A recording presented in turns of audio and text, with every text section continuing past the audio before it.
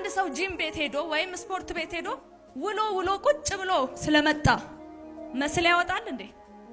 አያወጣም። ቤተክርስቲያን ስለመጣ ብቻ እምነት አይኖርም። መስራት አለብህ። ክብደቱን ማንሳት አለብህ። የህይወትን ፈተና መጋፈጥ አለብህ። ልክ የመጀመሪያ ጊዜ ስፖርት ቤት ሲሄዱ ሰዎች የትኛውን ከየትኛው ማንሳት እንዳለባቸው አያውቁ። ስለዚህ ትሬን የሚያደርጉ ሰዎች ወይም ደግሞ አሰልጣኞች ይመጡና ምን ለመሆን ነው የመጣው ይሉታል። አይ እኔ መስል ለማውጣት ነው ካለ ኦኬ ይሄኛውን ክብደት አንሳ። አይ እኔ ውፍረት ለመቀነስ ነው፣ እሺ ይሄኛውን ሩጫ ሩጥ። አይ እኔ እንዲህ ለማድረግ ነው፣ እሺ ይሄኛውን ስራ ይሉታል አይደለ? ልክ እናንተም ወደ እግዚአብሔር ቃል ከፍታችሁ ስታነቡ ሆሊ ስፒሪት ይመጣል አሰልጣኙ። ሃሌሉያ። ከዛ መንፈስ ቅዱስ ይመጣና ያሰለጥንሃል። እምነትህን ማሰልጠን ይጀምራል። ኢየሱስ ጌታ ነው። ለዚህ ነው መንፈስ ቅዱስ እንዲያለው ኢየሱስ እንዲያለ ያለኔ ምንም ልታደርጉ አትችሉ አለ።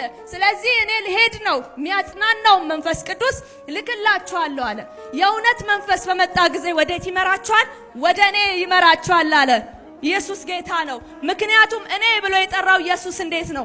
እኔ እውነት ህይወት መንገድ ነኝ አለ። የእውነቱ መንፈስ ሲመጣ ወደ ማን ነው የሚመራው? እውነት ወደ ሆነው ወደ ኢየሱስ።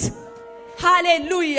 ስለዚህ ልክ አሰልጣኝ እንደሚያሰለጥን ሁሉ መንፈስ ቅዱስ ይመጣና ሰው ልጆችን ልክ እግዚአብሔርን ቃል ሲከፍቱ ምን ማድረግ ይጀምራል? ማሰልጠን ይጀምራል።